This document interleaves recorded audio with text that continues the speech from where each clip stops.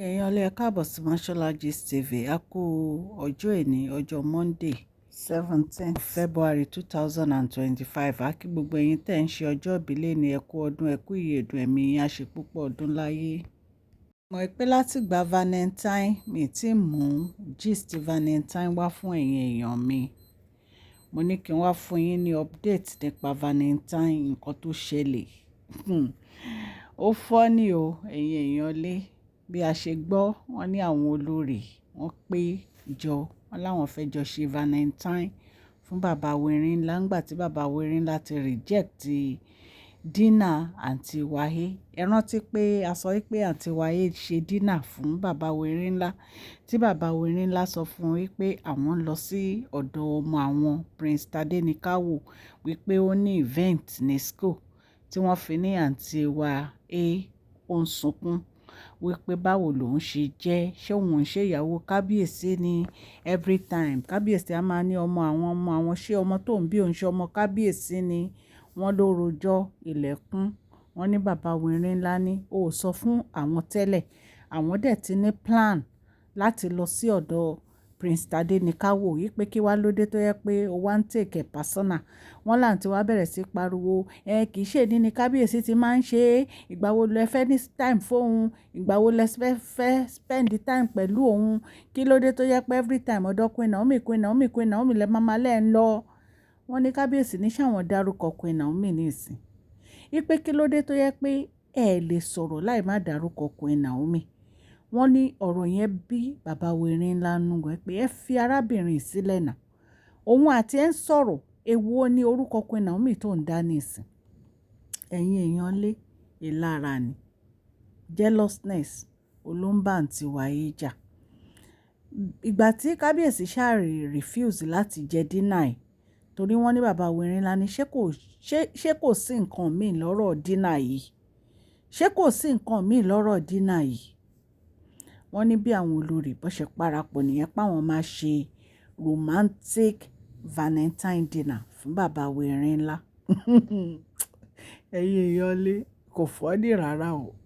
romantic Valentine dinner ó bá di àwọn olórí romantic dinner wọ́n ní bàbá Erin ńlá wọ́n ní bó ṣe yọ ògbó wọn sílẹ̀ nìyẹn tán gba royal mansion lọ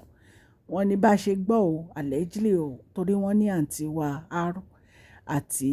Queen Naomi ni wọ́n prepare Valentine dinner fún wọn ní royal mansion wọ́n ní bó ṣe fi gbogbo àwọn sísí gbogbo sílẹ̀ nìyẹn o nínú palace wọn tí wọ́n gba royal mansion lọ wọ́n ní gbogbo oúnjẹ tí wọ́n sè wọ́n ní gbogbo ẹ̀ wasting nǹkan tí ò yé mi ni pé kí ló dé tí àwọn olórí yìí tí wọ́n ń plan láti sóúnjẹ fún bàbá Erin ńlá ṣé bí bàbá Erin ńlá ní kòkò tó ń sóúnjẹ fún un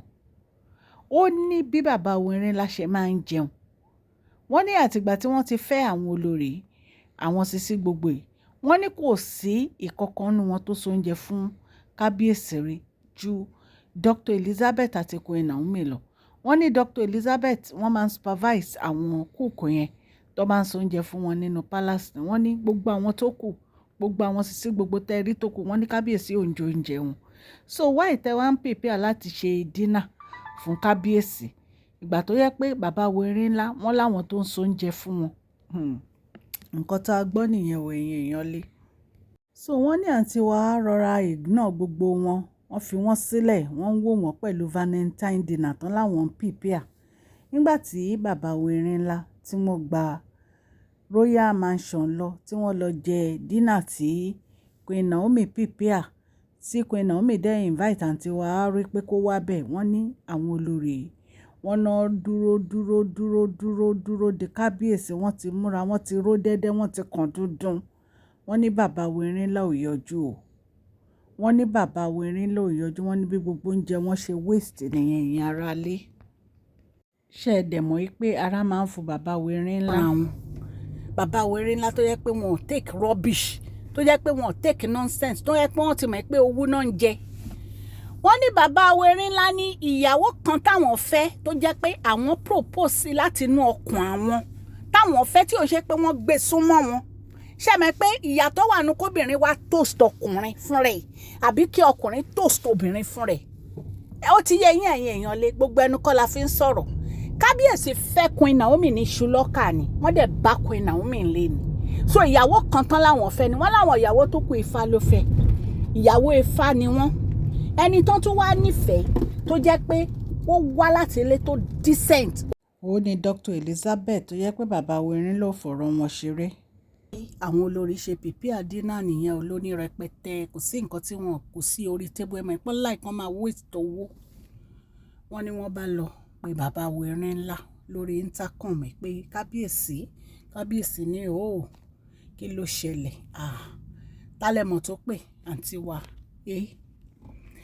àwọn ti pìpì àdínà o àwọn dẹ̀ fẹ́ kí kábíyèsí jẹ́ káwọn jọ jókòó kí àwọn jọ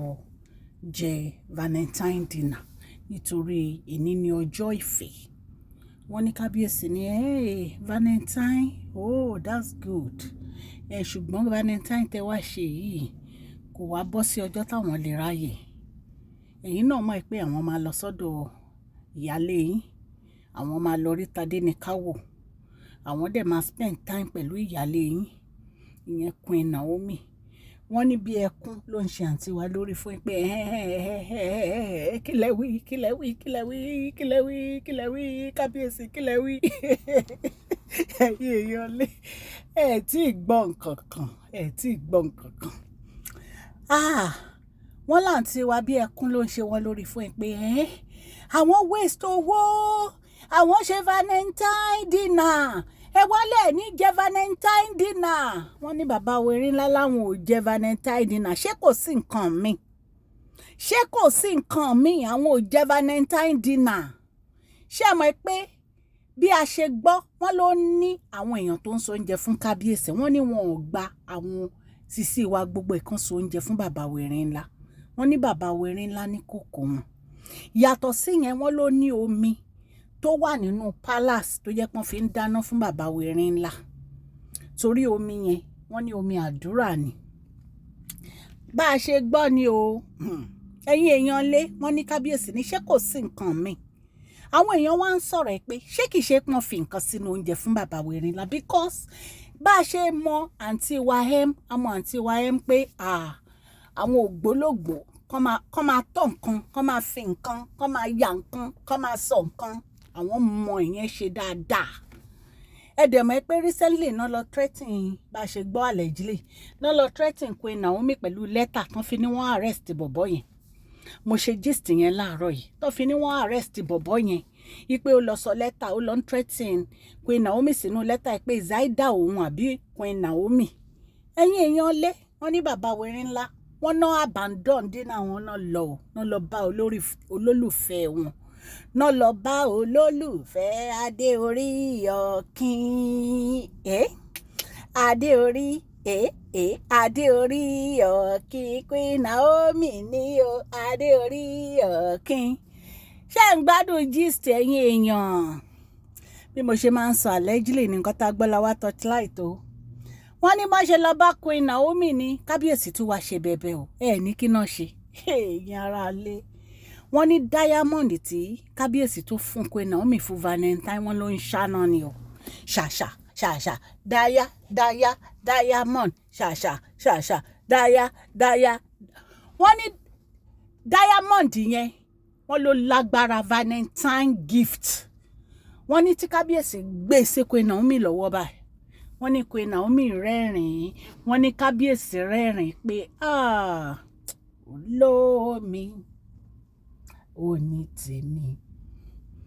ọ̀rẹ́ mi olólùfẹ́ ojú kan ṣàlàdá ni lọ́lá ọlọ́run kò sóhun tí ó yà wá ẹ̀yin èèyàn lé ṣé rí orin tí kábíyèsí kọ yẹn lóòótọ́ kábíyèsí lè ní ojú mẹ́fà ṣùgbọ́n ọkàn wọn ti Queen Naomi ni ẹ gbà bí mo ṣe sọ fún yín. ẹ̀yin èèyàn lé àǹtí wàhálà wọ́n mọ nǹkan tó ń ṣe wọ́n support ọkọ wọn nítorí pé wọ́n fẹ́ ìfọ̀kànbalẹ̀ gbogbo àwọn èèyàn náà ní ojú wa àǹtí wàhálà ti wálẹ̀ pé wọ́n groom sí i nítorí wọ́n fira wọn lọ́kàn balẹ̀ nítorí pé wọn ò gbé wàhálà pálásì sọ́kàn ìtorí ẹ̀ ni wọ́n fi rí ojú rere bàbá Erin ńlá ìmọ̀ràn mi fún gbogbo ẹ̀yin tẹ́ ẹ̀ tí ì lọ́kọ, ẹ má ti torí owó fẹ́ ọkùnrin, ẹ má ti torí ọlá fẹ́ ọkùnrin, ẹ fẹ́ ọkùnrin torí ìfẹ́. Nítorí pé tẹ́ bá ti torí owó fẹ́ ọkùnrin, tí owó náà bá lọ, tí ọkùnrin yìí ò lówó mọ́, ṣé ẹ mọ̀ pé ìfẹ́ yẹn máa kú ni. Ṣùgbọ́n tó bá jẹ́ nítorí ìfẹ́ lẹ fi fẹ́ ọkùnrin, tí ọkùnrin yìí bá lówó gan á fi mọ̀ yín, ẹ̀yin èèyàn lé. Gbogbo ìmọ̀ràn wa ò ní pé kí àwọn ọ̀dọ́ wa tí wọ́n tí ì lọ́kọ kí wọ́n fi ara balẹ̀ láti lọ́kọ, kán má sáré, kán má kánjú, kán má ti torí owó fẹ́ ọkùnrin. And ṣé ẹ mọ̀ pé lẹ́nu ọjọ́ mẹ́ta yìí, àǹtí Wáyé tó ń gbá kùrùkẹrẹ mọ́ àǹtí Wáyé, wọ́n ní àwọn fámílì àǹtí Wáyé, wọ́n ní wọ́n like. Wọ́n ní wọ́n advise àǹtí Wáyé pé kó wà very careful nítorí wípé ṣàjẹ́ ń pé méjì obìnrin kò dénú. Ẹ̀yin náà dẹ̀ wò ó, kí ló dé tí kábíyèsí fi ń padà lọ sí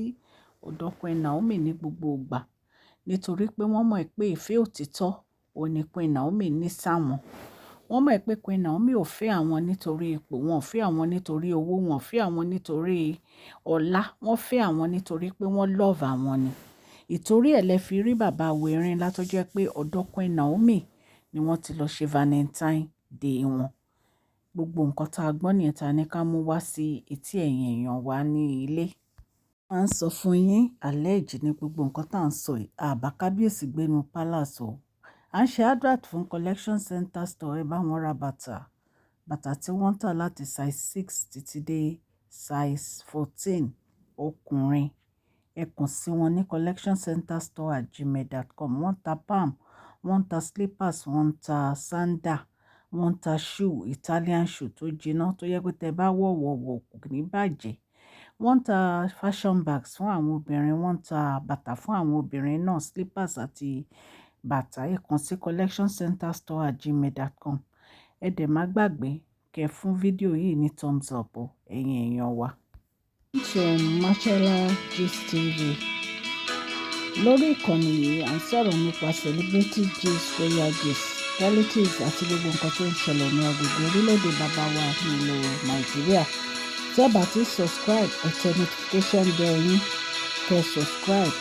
so that a bá ti post any gist ẹ máa rí. Òkè òkè ni ọlá yín á máa lọ, ọlá yín ò ní lọ ìsàlẹ̀ láéláé. Please share, like and subscribe. God bless you.